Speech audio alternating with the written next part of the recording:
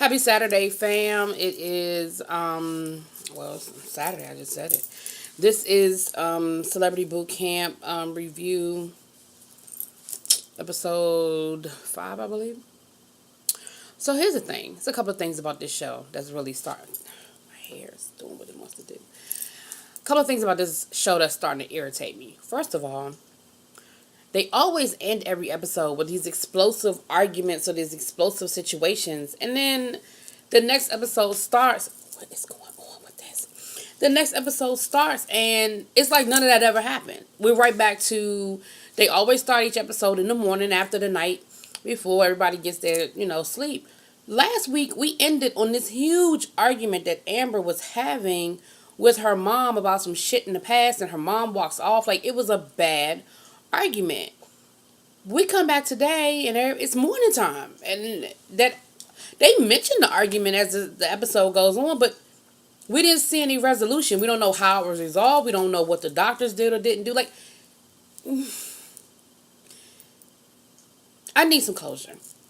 I need to know how this was resolved, especially when it's that explosive and the issues are that serious. So I got a problem. Hold on, y'all. Hold on. Okay, that hair was just really getting on my nerves. So that's my first issue. My second issue is this house is fucked up. Like, I've been watching this show, like, for some reason I like this show, and I like the whole concept of whatever, and I've been watching it probably most of the seasons. I don't think I've ever seen a group this screwed up. Like, they're on day 6, and I don't see where any issues have been resolved. Like, I really don't see where anybody is going to leave out of here better off than where they started. I just don't. And I could be wrong. Like I said, I don't have MD behind my name, but I just don't see it. Half the house is addicted to drugs and really need to be in rehab and not here. That's first of all. We start off the episode with Amber and her mom, Tanya, I believe. Both of them are fucking going through withdrawals. Now, let me explain something to y'all. Y'all, this is new. We getting to know each other in Twitter. I'm sorry, I said Twitter world. And YouTube world and all that good stuff. But not to go too deep into my own situation, but suffice to say, a few years ago, I had a really serious medical situation. As a result, I'm on medicine that I probably will have to take the rest of my life, right? Since I've had that situation happen to me, I've been to Europe. I've been to Africa. Both times, I made sure I had more than enough medicine. More than enough. I went to Africa for 10 days. I made sure I had fresh prescriptions. I had my pill box with me. I'm sorry, that's my phone. I thought I had put it on silent, but clearly I had not. Let me put it on silent now. I had my pill box in my carry-on, and then I had my actual medicine in my luggage. So that, God forbid, something happened with one or the other, I had my meds. And I had more than enough meds to get me through the situation and get me back home. Right? Both times. I've gone on just road trips. And I make sure I have my medicine with me because it is serious. How in the fuck does Amber run out of medicine that is so serious that it's mood swing medicine? Like, she has a mental illness, a diagnosed mental illness, and she's on medicine for it. Not so much that she's abusing the drugs, but how do you go somewhere like this where you know you're going to be there for however many days? I'm sure it wasn't a secret, and you run out of medicine. That don't even fucking make sense to me. And the same thing happened with her mom. Her mom is on a serious opiate, and again, they were clear to say that it doesn't necessarily mean that she's abusing the opiate. It means that she's on it because she has a serious back situation. But she ran out. How the fuck do you run out of your medicine that you need that bad that your ass is walking damn hunched over and you talking about how much pain you're in? So either you're abusing it and you taking more than you're prescribed to take, or you just damn careless and don't think. Like, to me, at this point in my life, packing my medicine is like packing underwear. Like, that's the first thing I put in my bag. Like, seriously. So, that I didn't get. I didn't get how both of them fucking ran out. And significantly ran out. Like, it wasn't like it's the last day and they were like, oh shit, it's the last day and I'm a pill short. We Woo! Then we have Renee going to an NA meeting. Kudos. That's what your ass. That's what you should have done last episode, and that's what they should have made you do last episode. But okay, they offered it to you. You didn't take it, but I felt like they should. And again, you cannot make someone do something, so I get that. But I feel like they could have been a little more insistent. But that's just me. Again, don't have no letters behind. Well, like I said, those types of letters behind my name. So Renee's going to a meeting, and she asks her sister. She specifically asked her sisters to come with her. It wasn't like it was I'm running to the store. You know, if you want to come, you can. It was I'm going to a meeting. Will you come with me? Both of her sisters said no. Part of the problem is that Renee says that she doesn't feel supported by you all, and that you all don't understand her struggle with her addiction.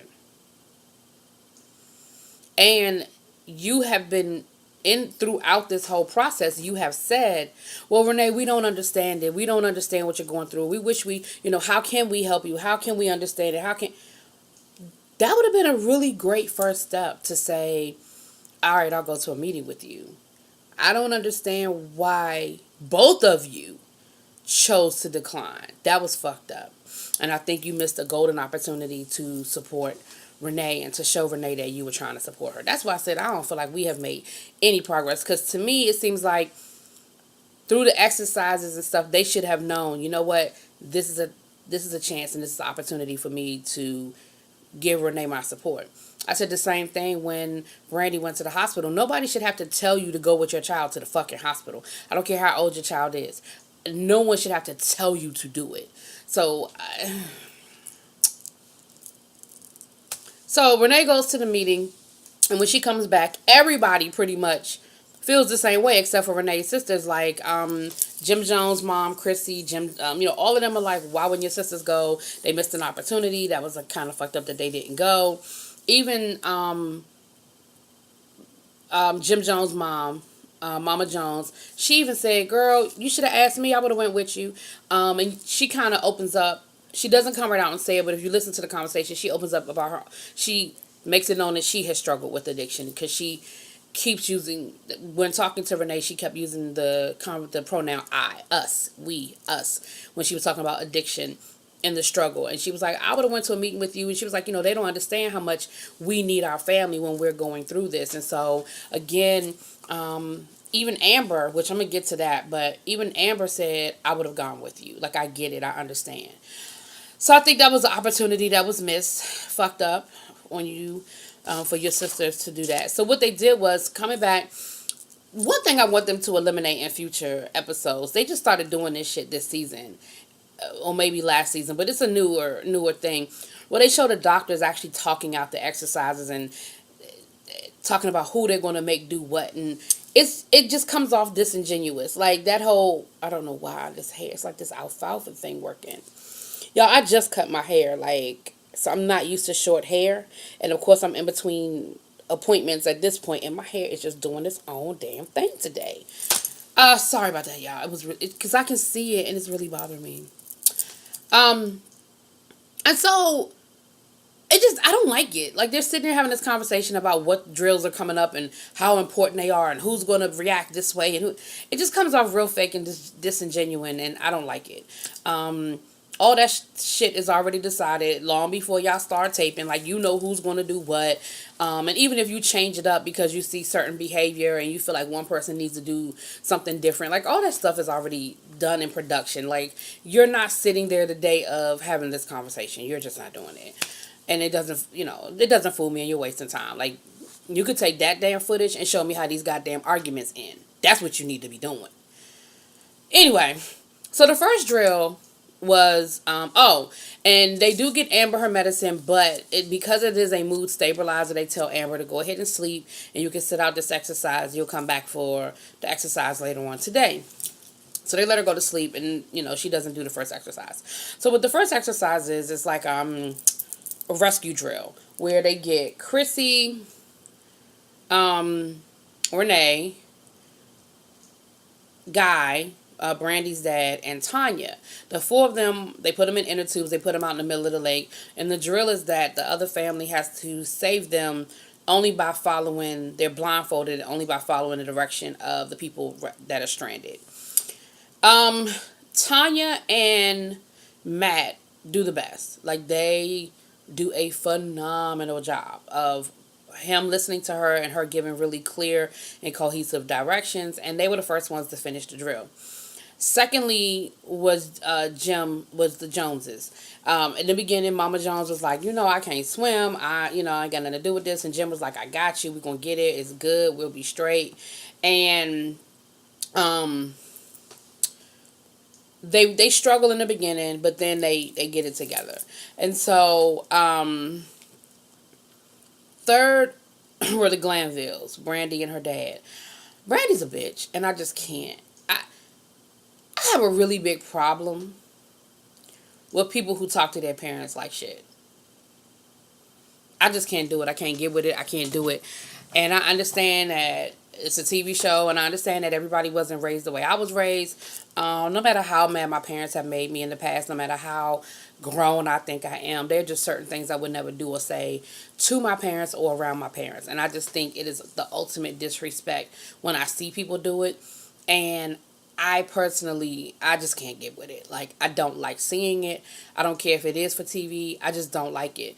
And I know they're there to work on their relationship, but there's a certain point in the drill where Brandy is just going off on her dad, and she's splashing him with the water, and it is just utterly disrespectful and just and counterproductive. Like, it didn't help you finish the drill any faster. It just made you look like a bratty bitch, as far as I was concerned.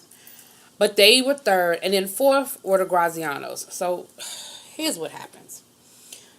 Renee's one of the ones stranded. Her two sisters are in the inner tube.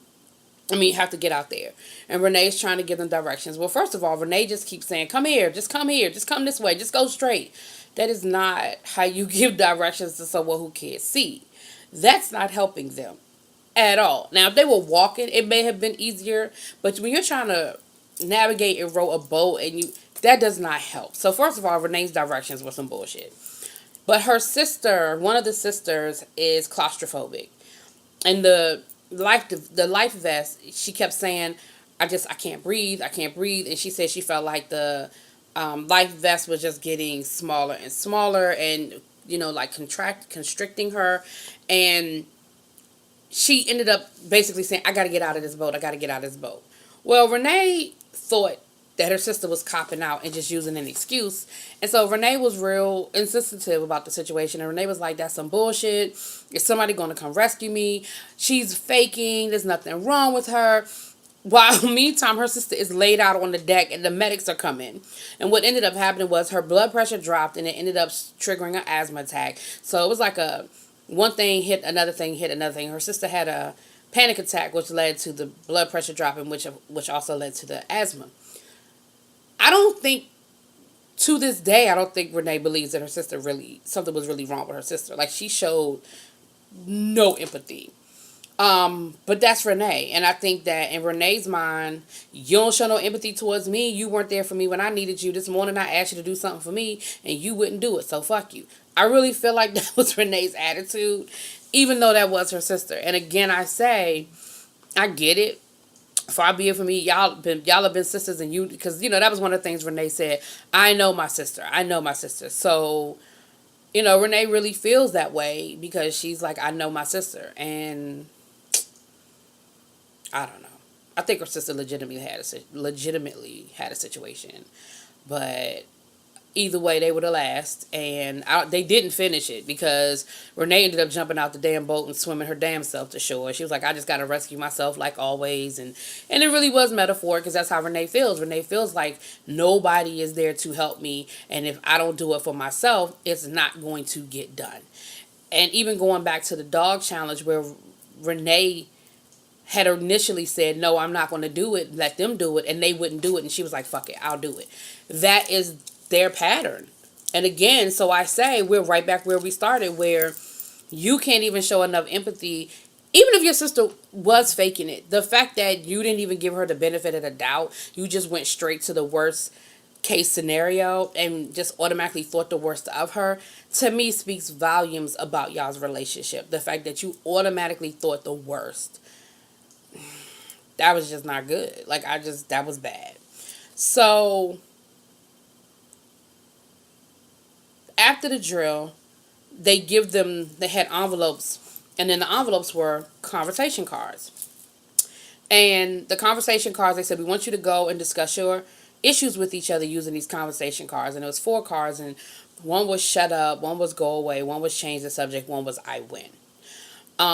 If you are familiar with the rules of engagement, the art of conversation or art of argument, whatever, but it's called Rules of Engagement. It was a TV show, but that's not what I'm talking about. And I've heard this before, and I've experienced before. I've never gone through any type of process to use it before, but I've heard of the process, and I think maybe I have, done an exercise with it before. It sounded really familiar, but anyway, so they told him to use those four conversation cards, and so while they were arguing, that was how they would argue. I mean, that was how they were going to communicate with each other. And of course, it was a total disaster for all of them. I think for the worst was with the Grazianos, because every time you think you know what's going on and you think you have an idea of the issues, they bring up some shit they hadn't even talked about before. So in this particular argument, Renee brings up the fact that her sister took her husband's side, didn't believe her, thought Renee was lying, and believed her husband over her. So let's pause for a minute. If you are familiar with Renee Graziano's story, then you already know what I'm getting ready to tell you. But if you are not familiar with Renee Graziano's story, here's a little background. A few years ago, maybe 5 or 6 years ago, Rudy Giuliani did a big raid on the New York crime families. What got swept up in the raid, Renee's husband at the time was actually an informant and wore a wire and had informed on Renee's dad. Renee's dad was a high-ranking guy in the mafia. And so, for a long time, Renee was sort of the outcast in the family, because I don't think anybody really liked her husband to begin with. But the fact that he ended up turning on them and actually turned state's evidence, went into witness protection, and he actually was one of the reasons why her dad went to jail. Renee's dad ended up going to jail. I think he ended up because he's older and was sick, so I think he ended up taking a lesser deal or got out early or something like that. But ultimately, that's what led her dad to go to jail. Well, of course, Renee was like the black sheep of the family behind it. So fast forward to now, what we find out is that this guy was abusive towards Renee.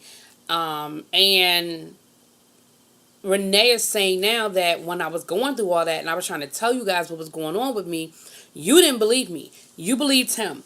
And that hurt. So they got layers and layers and layers of issues that we hadn't even talked about, that we didn't even know anything about. Like, this is the first time I'm remembering hearing this conversation. Which, again, would hurt me if I went to my sister and said, yo, this dude is beating my ass. And your response is, oh, I don't believe that. Oh, he said he didn't do it. Yeah, I got a problem with you. Because, again, you're quick to believe the worst about me, but then you give him the benefit of the doubt. And so, yeah, we got a problem. Houston, we got a problem. So, again, I say, don't see no progress with none of this shit. So they have this huge argument to the point where her sister's like, yeah, I'm done. Like, I quit. I'm done. And she walks away. Well, they bring everybody back together basically to explain to them what we gave you is the opposite of what you should do in an argument. Instead of saying I quit, you should stay the course. Instead of saying change the subject. Anyway, the opposite of everything they said. Instead of saying change the subject, what was it? Anyway, the opposite shit. the opposite of everything they did. So, you should stay in the fight. You should validate someone's feelings and validate where they are in it. I can't tell you that your experience isn't right. I can't tell you that your point of view is wrong. I can tell you I don't see it the same way. I don't understand it. But if that's your point of view, that's your point of view. If that was your experience, that was your experience. Even if we were in the same place. Um, I don't. Amber. Okay, so now Amber's back in the mix of it. Somewhere along the line, Amber and Renee had this conversation. I think after the argument Renee had with her sisters. And Renee goes to Amber, and all of a sudden now Amber and Renee are best friends. Last week Renee wanted to kick Amber's ass. I don't understand this shit. Again, we don't see how this stuff, I think so much is edited out. We don't see a lot of the resolution. So I'm stuck in the conflict, but the characters, or the not characters, but the people have moved on.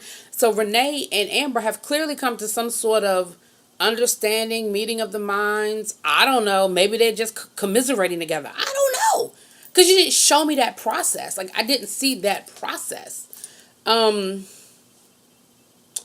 so they're explaining to Amber comes back down for this part of the drill. She totally told Matt leave her alone when he was trying to have trying to have the conversation with her. He was like, "This is what we're supposed to be doing," and she's like, "I'm not doing that shit. I'm not doing that."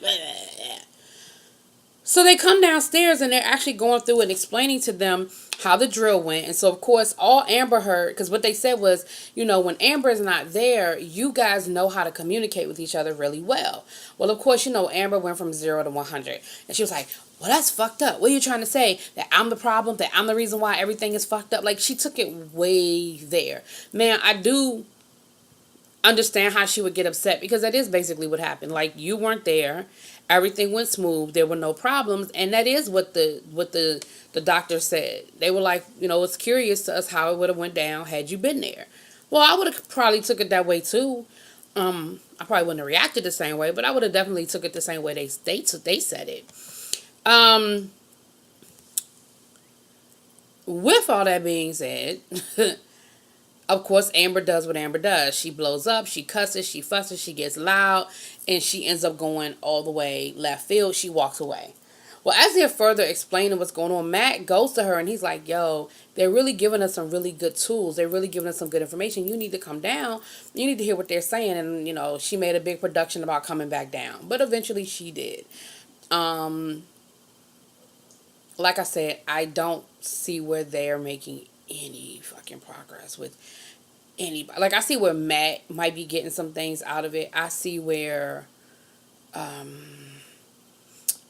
maybe the Joneses are getting something out of it, but their big conflict isn't being resolved. Their big conflict is the three-way thing going on with Jim, his mom, and Chrissy, and that shit been going on for years. Like, I don't see how that's gonna be resolved. So with all that being said, that's sort of where the episode ends. Judge Toller comes down and she shares a very touching story with them about her mom. And she said, a year ago around this time, my mom was dying. And she was at my house dying. And she only asked one thing of me. She asked me to call my sister. She said, now, me and my sister never have gotten along. She said, we just never got along. And I said, why? I told my mom, why do I need to call her? She's never done this for me. She's always this, she's always that. And her mother said, I'm asking you because, and she said, it's you because I'm asking you to do it. Basically, this is what I need from you. I'm asking you to do it. Can you please call your sister? And she said, I didn't want to do it, but I did it because my mom asked me and my mom was dying. She said, with that, she called her sister. And she said, now my sister is one of my best friends. And of course, her mom is gone now. She said, but it really touched a lot of people to hear that story, because everybody thinks their situation is so unique and they're the only ones in it. But when you process and you go through it, you're not the only one in a situation. You're not the only one going through a situation. And everybody has a story. And this is somebody that everybody thinks got it going on. She's got the TV show and probably got a very comfortable life. And she's very accomplished in her career even before the TV show. She was a very accomplished judge and lawyer. who deals with the same shit y'all dealing with. So when she talks to you and she's telling you what's going on, it's not coming from a place of ignorance. She's very knowledgeable of the situation and knowledgeable of what's going on. With that being said, they gave a prize for who got along and then a punishment. And the prize for who, the punishment was stupid, but the prize was an ice cream social. So Tanya and Matt won, not because they were the first to finish, but because they had the best communication. And the losers were the Grazianos, obviously. They didn't even finish. And I'm sorry, Judge Tola, rewind. Judge Tola told the Grazianos, don't let that man take up any more of y'all time. Because it was clear that she knew the story. The things she said let you know that she knew the story. And she told her, she said, don't let that man take up your time. He was a master manipulator. He betrayed you. He betrayed your father. He betrayed your family. Do not, I don't think she used the word betrayed, but basically, that's what he did though. Don't let him, not only don't let him take up any more of your family's time, don't let him continue to destroy this family. And Renee got really emotional, and I hope it sunk in. I hope the sisters heard it and understood it. I need people. This video is running a little long, but I'm gonna finish it here. That's pretty much how the episode ended, though. The Grazianos they were supposed to be the entertainment, and they had to get in the pool. But to me, it was just stupid. All they did was jump in the pool, swim from one end to the other, and get out. Like, I didn't see the purpose in that at all. That wasn't, one, it wasn't entertaining, and what was the purpose of it? But here's my problem. I need people to understand that just because you say you're sorry doesn't mean I'm over it. I can accept your apology and still process. I can accept your apology and still need you to mean it, and need you to show me that you mean it. So, according to the argument, Renee's sister apologized for what she did as far as believing the husband over Renee. But Renee still hasn't accepted that. Like, she still hasn't let it go. And I think that, but the sisters aren't showing me that they mean any of this. Like, again, I don't see where they're meaning anything that they're saying. If you apologize to me, yes, I accept your apology. But if it cuts so deep and it hurts so bad, I need a little more time. I need a little something, something. I need you to show me. And Renee, I need you to work on letting it go. I need you to work on it, because that dude is long gone. Like, that was like your storyline in the first season of Mob Wives. So I'm going to need you to let it go. I'm going to need you to forgive your sister. And I'm going to need y'all to figure out a way to come to the middle. With that being said, it's running a little long, but this show is starting to just irritate me. But y'all drop it in the comments. Let me know what y'all think. Agree, disagree. Let me know. Y'all go out and continue to enjoy this lovely weekend. I don't know where you live in, but where I'm living, it is a beautiful day. You see the ceiling fan is on in the back. It is a beautiful, beautiful day, and I'm about to go back out and get in it. Peace.